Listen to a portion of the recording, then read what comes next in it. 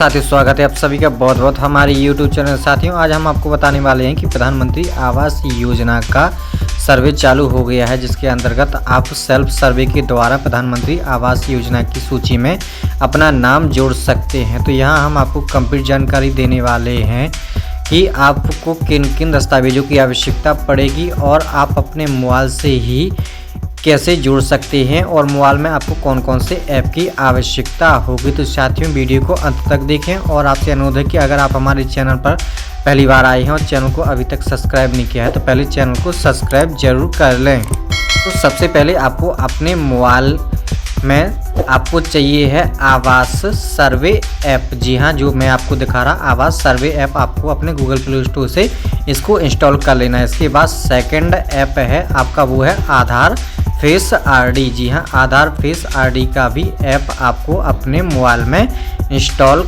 कर लेना है। इसके बाद में आपको आना है आपके आवास सर्वे ऐप 2024 में ऐप को खोलना है। ऐप को खोलने पर आपको इस प्रकार से इंटरफेस दिखाई देगा, जिसमें आपको सेल्फ सर्वे पर टिक कर देना है। इसके बाद आपको अपना आधार नंबर डाल देना। आधार अथोराइजेशन के लिए आपको अपना फेस दिखाना होगा, तो उसके सामने अपना चेहरा कर लें तो क्लियर चेहरा आने पर आपका फेस डिटेक्ट हो जाएगा और आपका नाम और आधार नंबर डालने के बाद आप यहाँ ऐप में अंदर पहुँच जाएंगे।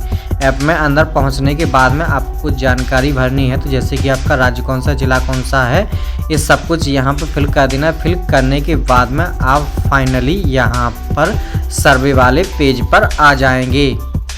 आपको यहाँ पर सब फाइनली सर्वे वाले पेज पर आ जाना है। यहाँ पर सबसे पहले आपको नेम ऑफ द हेड डालना है, परिवार के मुखिया का नाम, मुखिया का यहाँ पर आधार नंबर।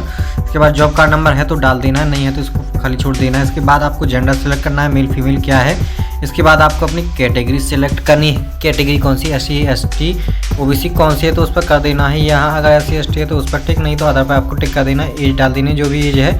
यहाँ मार्टियल स्टेटस यानी कि मैच का स्टेटस क्या है, विवाहित है अविवाहित क्या है, ये डाल देना है। फिर नेम ऑफ द फादर यानी कि पिताजी का नाम यहाँ पर डालना है। तो अगर आप पुरुष के नाम से भर रही हैं तो यहाँ पर आपको फादर सेलेक्ट करनी है, और अगर आप महिला के नाम से डाल रही हैं तो यहाँ हस्बैंड सेलेक्ट कर सकते हैं। तो मैंने यहाँ फादर का नाम डाल दिया। यहाँ पर मोबाइल नंबर डालना है नीचे।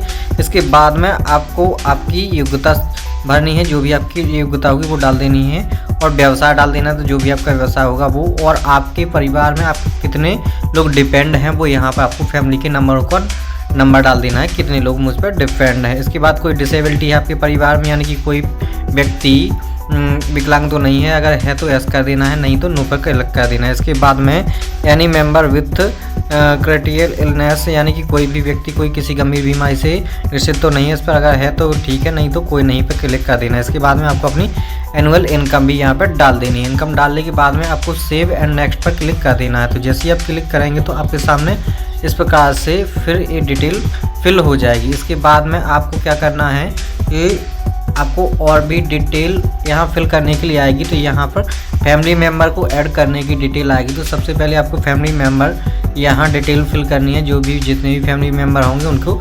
तो नाम डाल लेना, आधार कार्ड नंबर डाल लेना, जेंडर वही सेम टू सेम, रिलेशन कौन सा है, एज कितनी है, विवाहित स्थिति कितनी है, मोबाइल नंबर, योग्यता, व्यवसाय और डिसेबिलिटी तो नहीं है, यहाँ पर ऐड पर आपको क्लिक कर देना है। इसके बाद में और भी फैमिली मेम्बर हैं तो उनको भी आपको यहाँ पर क्या कर देना है, सिलेक्ट कर लेना है। इसके बाद में सेव एंड नेक्स्ट पर आपको क्लिक कर देना है। तो जैसे सेव एंड नेक्स्ट पर आप क्लिक करेंगे तो यहाँ पर आपसे पूछा जाएगा कि आप अपने बेनिफिशियरी का नाम सेलेक्ट करें जिसके नाम से आप आवास बनाना चाहते हैं। तो यहाँ किसी एक व्यक्ति के नाम पर आपको टिक कर देना है। संभवतः आपको पत्नी या आपके खुद के नाम पर टिक करना है, बच्चों के नाम पर नहीं करना है। फिर इसके बाद प्रोसीड पर आपको क्लिक कर देंगे। जैसे आप प्रोसीड पर क्लिक करेंगे तो उस व्यक्ति की आपको यहाँ पर कुछ जानकारी भरी जाएगी, जैसे उसके बैंक के संबंधित अगर बैंक खाता है तो यहाँ भरना है, यानी कि इसको अनिवार्य ही भरना है। ऑप्शन भी दिया गया है, अगर बैंक खाता नहीं है तो आप डिड नॉट इस पर क्लिक कर सकते हैं, आगे बढ़ सकते हैं। अब मैं यहाँ आपको बता दूं कि कमर्शियल बैंक होते हैं ऐसे बैंक, जो प्राइवेट सेक्टर के बैंक है वो कमर्शियल। इसके बाद में और भी जो रीजनल बैंक हैं, जैसे कि जो रूरल क्षेत्र में काम करते हैं वो यहाँ पर रूरल में आ जाएंगे।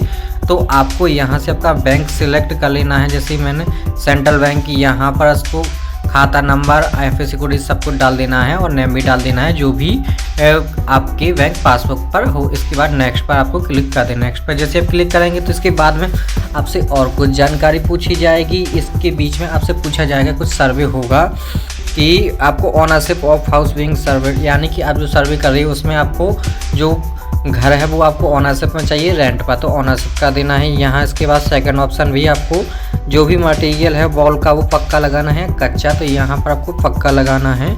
इसके बाद में मटेरियल ऑफ रूफ, छत का भी रूफ कैसा चाहिए आपको, कच्चा या पक्का, इस पर आपको टिक कर देना है, तो यहाँ पर आपको पक्का कर लेना है।